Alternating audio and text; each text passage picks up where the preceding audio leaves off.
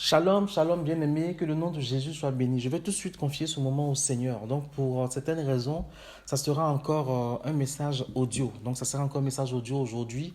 Et puis, dans les deux ou trois exhortations à venir. Seigneur, je veux te rendre grâce pour ce moment que tu permets. Je prie véritablement que tu puisses bénir quelqu'un par ce message. Merci aussi, Seigneur, pour tous les abonnés, YouTube, Facebook. Bénis leur vie, Seigneur. Permets qu'ils puissent être, Seigneur, dans les dispositions pour recevoir ce que tu as prévu pour eux dans le nom de Jésus. Seigneur, viens m'effacer et toi, tu prends toute la place au nom de Jésus. Amen. Que le nom de Jésus soit béni. Merci encore à vous. Merci pour votre fidélité. Je sais, je vois que les gens s'inquiètent pour le nombre d'audiences, tout ça. C'est pas ça le plus important. Vous savez, on ne va pas ici, chez Homme de Shaddai, prêcher des messages juste pour avoir des audiences. On va essayer quand même, autant que cela est possible, de donner des messages selon le cœur de Dieu. Donc ne vous en faites pas si vous voyez des vidéos avec 7 vues, 8 vues, 10 vues, 1000 vues, 300 vues. C'est pas ça le plus important. Le plus important est que ceux qui écoutent ces vidéos, quel que soit leur nombre, soient touchés et soient affermis. C'est ça le plus important. Et le Seigneur nous a amenés surtout à rappeler aux chrétiens qu'il est leur papa et à leur rappeler qu'il faut qu'ils se préparent quand même pour son retour. Bien aimé, ce ne sont pas tes maisons, tes châteaux, ton argent, tes voitures qui vont t'amener au ciel. C'est pas ça. Quand Jésus va venir, c'est pas ça qu'il va regarder. Il va regarder à ta vie, il va regarder à ton obéissance, il va regarder à ta sanctification, il va regarder à comment tu t'es consacré. C'est ça qu'il va regarder. C'est pour cela qu'il nous a fait comprendre que nous, on doit entre autres préparer aussi son Église à son retour. Donc rappeler aux chrétiens l'essentiel, le plus important. C'est ce qu'on essaie de faire. Donc merci vraiment de vous en soucier, mais ce n'est pas ça le plus important en ce qui nous concerne. Que Dieu vous bénisse, que Dieu vous bénisse. Je rappelle aussi que nous avons un programme de réveil à Reims, voilà, du 23 au 25 juillet. Tout cela sous réserve de tout ce qui se passe, hein. Et que Dieu lui-même confirme les choses, il continue de faire les choses. Mais c'est un programme qui sera fait avec l'apôtre Logon, avec le prophète Simon Guila, avec la chantre Georgia Angui. Et nous prions que vraiment Dieu puisse permettre que cela puisse se réaliser. Donc, si tu es dans les parages, dans les entours de Reims, viens, n'hésite pas à nous dire que tu seras là. On a besoin de savoir le nombre de personnes qui viennent parce que les places sont limitées. On a besoin de noter pour une meilleure organisation. Voilà, que le nom de Jésus soit béni. Aujourd'hui, je veux parler d'un thème qui, comment je vais dire ça, qui ravive les passions dans l'Église. Un thème qui déchaîne vraiment les passions. C'est la dîme. Et je veux juste, avant de parler de la dîme, rappeler quand même aux chrétiens que quel que soit ce qu'on fait pour Dieu, il faut de l'argent, il faut de l'argent. Donc n'attends pas qu'on t'exhorte, n'attends pas qu'on te donne une injonction dans ton église, n'attends pas qu'on vienne te prêcher sur l'argent pour que tu puisses donner. Dis-toi que la salle où tu t'assois a besoin d'argent pour être payé ou pour être voilà, aménagé. Donc chrétiens, apprenons à donner. Amen, amen. Et si déjà tu veux donner pour recevoir quelque chose en retour, ton intention n'est déjà pas bonne. Donne juste à Dieu en reconnaissance de tout ce qu'il a fait pour toi. Et en retour, il te bénira selon ce qu'il a prévu. Voilà, ne viens pas donner en te disant que parce que tu vas donner, Dieu va te bénir. Ne sois pas calculateur avec le Seigneur. Donne selon ton cœur et laisse Dieu te bénir en fonction de ce qu'il a prévu pour toi. Amen, amen. Donc, je veux parler aujourd'hui de la dîme. Donc, on dit dîme. Donc, dîme, 10e partie. Et la dîme, et avant la loi. Elle est mentionnée pour la première fois en Genèse 14, le verset 20. La Bible dit que Abraham, après être allé combattre les rois qui ont bâti Sodome et Gomorrhe et qui ont pris son neveu Lot et toute sa famille, quand il les a vaincus, il est venu et puis il a rencontré Melchisedec. Et la Bible dit que Abraham lui a donné la dîme de tout ce qu'il a remporté pendant sa bataille. Il a donné la dîme de tout ce qu'il a gagné. Donc il rencontre Melchisedec et lui fait une dîme. Amen. Donc cette dîme-là est avant la loi, avant la publication de la loi. Mais ce qu'il faut comprendre ici, c'est que Abraham n'a pas fait cette dîme sous injonction, sur demande ou sur obligation de Melchisedec. La Bible dit que Melchisedec, quand on lit plus loin dans le Nouveau Testament, était l'image de Yeshua HaMashiach.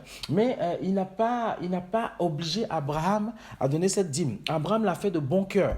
Donc on se rend compte que Abraham n'a pas donné sa dîme sur ses biens, sa dîme sur tout ce qu'il a, mais il a donné sa dîme sur tout ce qu'il a gagné pendant le combat. C'est comme si Abraham donnait la dîme sur sa sur sa plus-value du combat, sur ce qu'il a remporté du combat. Donc Abraham donne sa dîme parce qu'il veut le faire de lui-même. Et ce qu'il faut remarquer dans ce texte-là, c'est que la première chose il faut retenir ici, c'est qu'Abraham donne volontairement cette dîme. Ce n'est pas une obligation. J'insiste, je le répète, ce n'est pas une obligation, ce n'est pas une injonction. Je rappelle à ceux qui m'écoutent que Abraham a été béni par Dieu sans donner de dîme. Abraham n'a pas donné de dîme de sa vie jusqu'à ce moment-là. Mais ça n'a pas empêché Dieu de le bénir. Dieu est allé chercher Abraham à un endroit pour l'amener à un autre. La seule condition qu'il a donnée à Abraham, c'est qu'Abraham lui fasse confiance, qu'il marche devant sa face, qu'il soit intègre. Il n'y a pas d'autre condition. Donc Abraham n'a acheté aucune bénédiction avec sa dîme. Il a donné volontairement sa dîme en reconnaissance à Dieu. Ça, c'est la première chose qu'on retient. La deuxième chose, c'est qu'Abraham donne une dîme sur le butin obtenu après le combat, pas sur ses biens personnels. Amen. Donc, Abraham donne sa dîme sur ce qu'il a reçu. Donc, Abraham donne sa dîme pour dire merci à Dieu. Pour Seigneur, merci d'avoir été avec moi durant ce combat et en reconnaissance, je te donne sa dîme. La dîme de tout ce que j'ai eu. Donc, la 10e partie de tout ce que j'ai eu. Ça veut dire que Abraham a donné cette dîme-là en reconnaissance pour dire merci à Dieu, pour rendre gloire à Dieu. Je sais qu'aujourd'hui, dans nos églises, on séquence toutes les données. Il y a la dîme, il y a les offrandes d'action de grâce, il y a les offrandes de réussite, il y a les offrandes de naissance, il y a les offrandes de tout ça. En fait, on a tout séquencé. Mais ce n'est pas ça le plus important. C'est donner vraiment selon notre cœur et donner vraiment pour rendre grâce à Dieu. Et la première notion de la dîme ici, avant la loi, c'était pour être reconnaissant à ce que Dieu a fait. Abraham, en troisième point, a donné sa dîme à Melchisedec, qui est une image de Christ, comme je l'avais rappelé selon Hébreux 7. Donc Abraham donne sa dîme parce qu'il reconnaît quelque part, parce qu'Abraham était prophète, quand on lit la Bible. Abraham était prophète et il a vu en Melchisedec Yeshua HaMashiach qui viendra plus tard pour sauver l'humanité. Et il donne sa dîme à ce Melchisedec-là. Et en quatrième, Abraham n'a pas répété cette action. Il a fait uniquement à cette occasion-là. Quand on lit la Bible, on ne voit aucunement un autre endroit où Abraham a répété la dîme. Il a fait juste à cette occasion-là. Amen. Et durant toute sa vie sur terre, lui perd de la foi. Lui, par qui aujourd'hui nous sommes bénis, il n'a fait que cette dîme-là. Je ne sais pas si on voit où est-ce que je veux en venir. Je ne suis pas en train de te dire ne donne plus ta dîme. Je ne suis pas non plus en train de te dire aussi il faut à tout prix la donner. Je veux juste que tu comprennes un peu d'où vient la dîme. Et la Bible dit que Abraham, donc forcément, il a eu Isaac, l'enfant de la promesse. Et il a enseigné forcément ce qu'il a appris du Seigneur à Isaac. Mais la Bible ne mentionne en aucun cas une dîme en ce qui concerne Isaac. La Bible ne dit pas qu'à un moment donné, Isaac a donné telle dîme selon ce que son père Abraham a fait, telle dîme selon... Non, ce n'est pas mentionné par Abraham et par Isaac du tout. Et la Bible n'en mentionne pas. Amen. Et on comprend donc que pour Abraham, le fait de perpétuer l'acte de la dîme n'était pas le plus important. Le plus important, c'était enseigner à son fils Isaac l'obéissance à Dieu, l'obéissance à la parole de Dieu, l'obéissance aux instructions de Dieu, comment marcher devant la face de Dieu et être intègre. C'était ça le plus important pour Abraham. Non, ce n'était pas la dîme. Ce que tu gagnes, ce que tu as, ton rang social, ce n'est pas ça qui est important pour Dieu. Le plus important pour Dieu, c'est que tu sois dans ce rang social-là selon ce qu'il a prévu pour toi. Le plus important pour Dieu, c'est que tu marches devant sa face et que tu sois intègre. C'est ça qui est important. Amen, amen. La deuxième mention de la dîme se trouve en Genèse 28, du verset 13 au verset 22. C'est Jacob qui venait de partir de chez son père parce qu'il avait menti pour prendre la bénédiction qui était destinée à Ésaü. Et il a eu peur d'Ésaü, il a eu peur qu'Ésaü lui fasse mal, peur que son frère le tue. Donc il s'en va de chez son père et il reçoit un songe dans lequel Dieu lui fait la promesse d'être avec lui. Amen. Dieu lui fait la promesse d'être avec lui. Et Jacob, en retour, va faire une promesse à Dieu. Il va dire au Seigneur de lui donner la dîme de tout ce que Dieu va lui donner si Dieu le ramène en vie. Amen. Donc, en gros, si Dieu est avec lui, si Dieu le garde, si Dieu permet que de là où il part, il revienne en vie, si Dieu bénit toutes ses affaires, c'est alors que lui, Jacob, il va donner la dîme à Dieu. Donc, ici aussi, Jacob est dans l'esprit d'Abraham. La dîme qu'il va donner à Dieu viendra en reconnaissance à ce que Dieu a fait pour lui. Viendra en reconnaissance de tout ce que lui aura donné et du fait que Dieu l'aura gardé en paix et en vie. Donc, c'est dans cet esprit-là aussi que Jacob voit la dîme. Et même si par la suite, la Bible ne nous dit pas que Jacob a réalisé sa promesse, on se rend compte que la dîme viendrait, en ce qui concerne Jacob, aussi en remerciement pour toutes les bénédictions reçues du Seigneur. Amen, amen. On ne nous dit pas que Jacob a donné cette dîme, on ne nous dit pas que Jacob a réalisé cette promesse, mais on sait juste qu'il a promis cela à Dieu. Seigneur, si tu me bénis, Seigneur, si tu fais cela, je vais te donner ma dîme. Donc Jacob n'a pas d'abord donné la dîme à Dieu parce qu'il attendait quelque chose de Dieu. Abraham n'a pas d'abord donné sa dîme à Dieu parce qu'il attendait quelque chose de Dieu. Il a juste donné la dîme à Dieu parce que, en ce qui concerne Abraham, il a donné sa dîme à Dieu parce que Dieu l'a béni et qu'il voudrait dire merci à Dieu. Donc la dîme, que ce soit dans l'esprit d'Abraham ou dans l'esprit de Jacob, venait en quelque sorte en reconnaissance au Seigneur pour tout ce qu'il a fait pour eux. Amen, amen. C'est important. Donc, Jacob et Abraham avaient cela en esprit. Ça n'a pas été une pratique régulière, en tout cas la Bible ne le dit pas. Ça n'a pas été quelque chose qu'ils ont mentionné tout le temps, la Bible ne le dit pas. Pourtant, on s'en doute bien que Jacob a gagné beaucoup de choses. Abraham aussi a gagné beaucoup de choses dans sa vie. Mais à aucun moment, on nous dit qu'ils sont revenus tout le temps devant Dieu pour donner la dîme. Amen, amen. Je précise que je ne suis pas en train de dire de ne pas donner ta dîme. Je suis juste en train de recontextualiser la chose. Amen. Et selon ce que tu entends, que l'Esprit de Dieu lui-même te parle, que l'Esprit de Dieu lui-même te fasse comprendre les choses, que cela reste dans votre relation avec Dieu, que Dieu te parle. J'ai tellement de témoignages par rapport à la dîme, j'ai tellement de témoignages, parce que les hommes de Dieu disent que la dîme, certains vont te dire que la dîme doit aller qu'à la maison de l'Éternel, ça doit aller qu'à tel endroit, certains vont te dire que la dîme doit faire ceci. Des chrétiens se sont repentis parce qu'ils ont obéi à Dieu, on ne donnait pas leur dîme à une église, mais on donnait leur dîme à une autre église ou dans une autre situation. Ils se sont repentis alors qu'ils ont écouté juste la voix de Dieu. C'est-à-dire qu'à cause de cette histoire de dîme ou d'offrande, on arrive même à nous faire demander pardon à Dieu pour quelque chose qu'il nous a demandé de faire. Je ne sais pas si on s'en rend un peu compte. C'est pour ça que je prie vraiment que l'Esprit de Dieu lui-même puisse nous parler. Amen, amen. Une chose est sûre, si tu donnes ta dîme, pour être reconnaissant à Dieu, Dieu continuera de te bénir selon ce qu'il a prévu pour toi. Tu vas créer une sorte de cercle vertueux. Mais si tu donnes ta dîme tout le temps pour que Dieu, parce que tu veux recevoir un retour de Dieu, si tu viens donner tout le temps à Dieu parce que tu veux que Dieu te bénisse en retour, c'est que le départ, le fond même, le fondement de ta dîme n'est pas bonne. Parce que la dîme que tu donnes là ne saurait rembourser en guillemets à Dieu tout ce qu'il a fait pour toi. Toutes les fois où il t'a béni, il t'a gardé, ça ne saurait rembourser cela. Donc, c'est comme si tu venais payer en guillemets Dieu pour qu'il te bénisse. Donc, le fondement n'est pas bon. Mais je sais qu'il y a tellement d'enseignements sur ça, je ne veux pas ni contredire, ni reprendre telle chose, mais je veux juste recontextualiser la chose. Amen, amen. Maintenant, on va arriver un peu à la dîme dans la loi. Quand Dieu transmet la loi à Moïse, il donne des détails sur la dîme. Il faut donc tenir compte du contexte dans lequel cela intervient.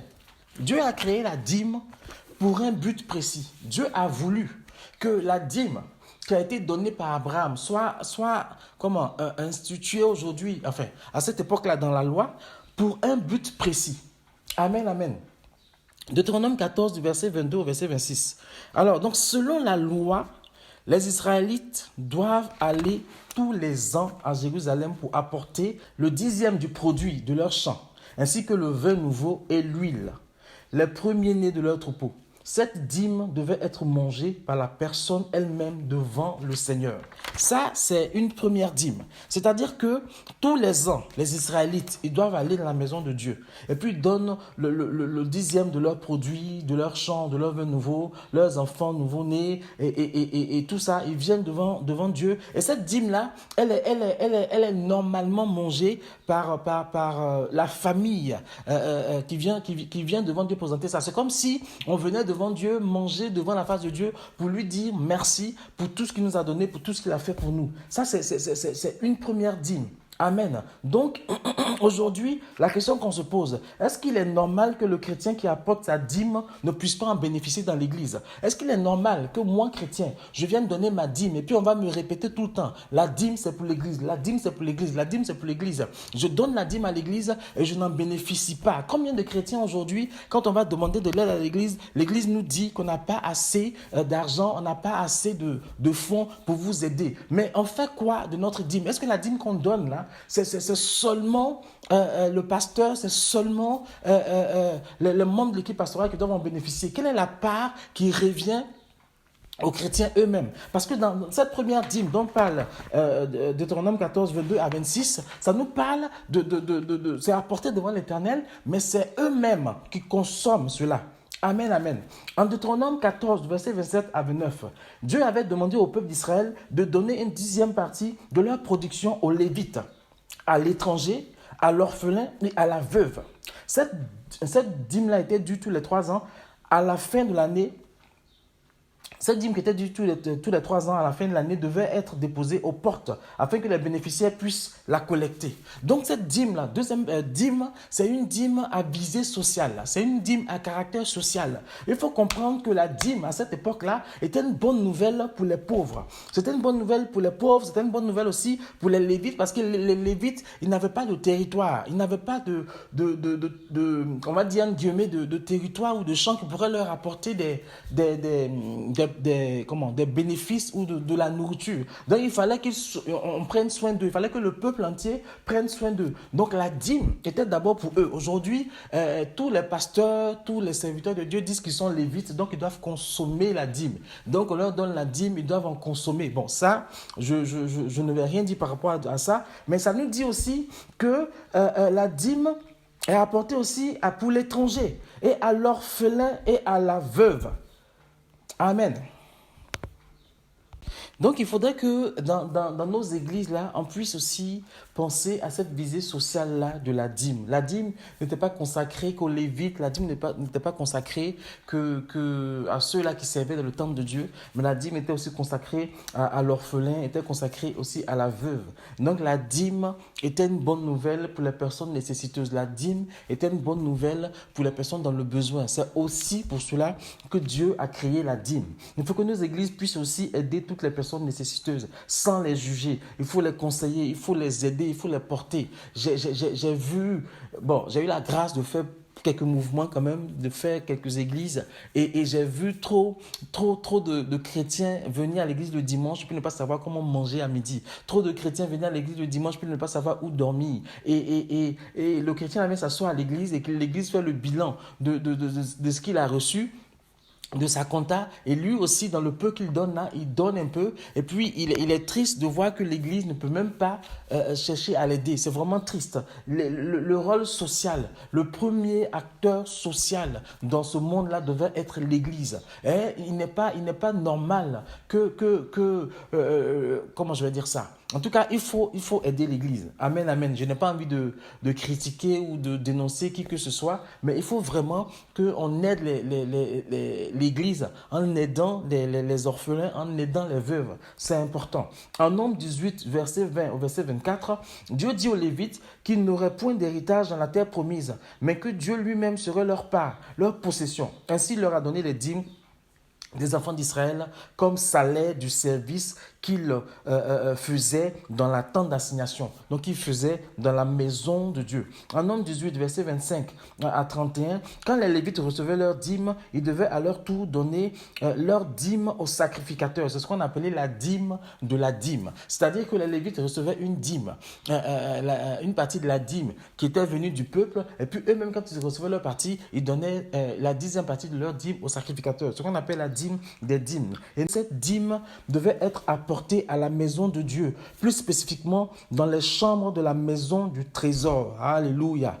On comprend ici qu'il s'agissait essentiellement des produits de la terre. Le cumul de toutes ces dîmes représentait en quelque sorte plus de 10% du produit annuel. Parce que ça faisait quand même plusieurs dîmes. Et Noémie disait que ça devait être apporté à la maison de Dieu. Donc la dîme de la dîme apportée au sacrificateur. Donc, il est important qu'on comprenne, hein, à partir de, enfin, à ce niveau-là, que la dîme avait une visée sociale. La dîme était certes le salaire des Lévites, mais c'était aussi pour aider la veuve, pour aider l'orphelin. Et puis le Lévite lui-même, quand il touchait son salaire, il fallait qu'il donne, il prélève une dixième partie pour donner au sacrificateur. Je ne sais pas. On est très, très exigeant, on est très insistant pour que les chrétiens donnent leur dîme, parce que la dîme est biblique, parce que la dîme est ceci, parce que la dîme est cela. Mais est-ce qu'on est aussi exigeant dans la répartition de la dîme? Est-ce que pourquoi même dans l'église les chantres du groupe musical ne sont pas défrayés? Pourquoi de la dîme qui vient à l'église, ils ne touchent rien les chantres, alors qu'eux aussi sont dans la maison de l'Éternel? Pourquoi l'équipe d'accueil n'est pas défrayée? Pourquoi toutes ces personnes qui travaillent dans l'église là ne sont pas défrayées? Et souvent même l'église va laisser des gens capables de faire certaines choses pour aller embaucher des gens qui sont en dehors de l'église, qui des non-enfants de Dieu, pour venir faire les choses dans l'église, parce que on veut être un guillemets professionnel. Mais pourquoi les personnes qui font les choses de façon bénévole pour Jésus, parce qu'eux aussi servent Dieu. Leur service, c'est peut-être le ménage, leur service, c'est peut-être la chanson, leur service, c'est peut-être l'accueil. Mais ils servent autant Dieu que ceux qui sont en train de prêcher. Parce que le pasteur peut venir aussi lui seul balayer la maison, tout ça, balayer l'église, tout ça. Il peut le faire et puis après prêcher. Mais s'il n'y a pas de service d'accueil, s'il n'y a pas de service de ménage, s'il n'y a pas de service de chantre, de groupe musical, le pasteur sera vraiment seul. Comment il va faire? Donc pourquoi la dîme ne va qu'au pasteur? Pourquoi la dîme ne va qu'au groupe pastoral et que tous ceux qui interviennent ne sont pas défrayés? Et ça aussi, c'est une question que je me pose. J'ai cherché dans plusieurs églises. J'ai vu quelques églises, des rares églises qui défrayaient les personnes qui venaient adorer Dieu. On m'a dit ils le font pour Dieu, on n'a pas besoin de les payer. Mais le pasteur se le fait pour Dieu. Pourquoi lui il est payé et puis les autres ne sont pas défrayés? Je ne parle même pas d'un salaire, je parle juste d'un défraiement. Je parle juste parce que c'est les gens qui prennent de leur temps pour servir Dieu. De toute façon, s'ils ne chantent pas dans cette église-là, ils vont chanter à la gloire de Dieu. Ce n'est pas parce qu'ils viennent dans telle ou telle église qu'ils seront sauvés. C'est leur relation personnelle qui leur donne d'être sauvés. Mais pourquoi pour le temps qu'ils prennent dans l'église-là, on ne les aide pas? Pourquoi on ne les défraie pas? J'ai vu dans les églises où le leader même du groupe musical, il a du mal à manger. Et puis l'église ne peut pas l'aider. À chaque fois qu'il parle à l'église, on lui dit travaille. Mais s'il cherche du travail qu'il ne trouve pas, l'église l'aide comment? D'autant plus qu'il vient chanter pour la gloire de Dieu. Le pasteur vient prêcher pour la gloire de Dieu. Les deux servent Dieu. Le pasteur est payé beaucoup et puis lui n'a rien même. Il faut aussi se poser la question. Comment est repartie la dîme dans l'église de Jésus-Christ? Il faut aussi se poser la question. On se permet en tant que serviteur de Dieu. Les enfants de Dieu sont en train de chanter sur un estrade parce qu'on estime qu'ils chantent mal. On se permet de venir leur crier dessus, devant l'assemblée, devant le peuple, devant leurs femmes, devant leurs enfants. Et puis, on ne leur donne rien. Pourtant, ils le font pour la gloire de Dieu. Moi, je le dis. Je monte sur une chaire pour chanter. Et puis, un homme de Dieu estime que je chante mal. Il vient me crier comme ça dessus. Je pose mon micro, je m'en vais. Ce n'est pas une question d'orgueil, ce n'est pas une question de fierté parce que je le fais pour Dieu. S'il estime que je le fais mal devant les gens là, il n'a qu'à prier pour moi pour que ça aille. J'ai dirigé un jour une veillée et j'ai vu que le groupe musical n'était pas en forme. Bien aimé, je n'ai pas crié sur eux. J'ai parlé au serviteur de Dieu qui devait intervenir. Il a dit on va prier pour le groupe musical. On a prié pour le groupe musical et Dieu merci, ils ont repris vraiment du courage et puis les choses se sont bien passées.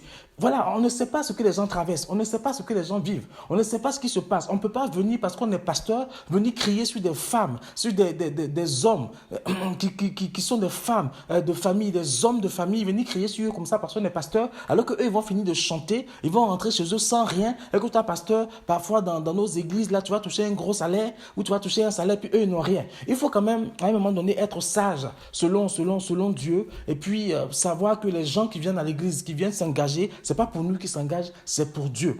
Comment la dîme de nos églises sont reparties?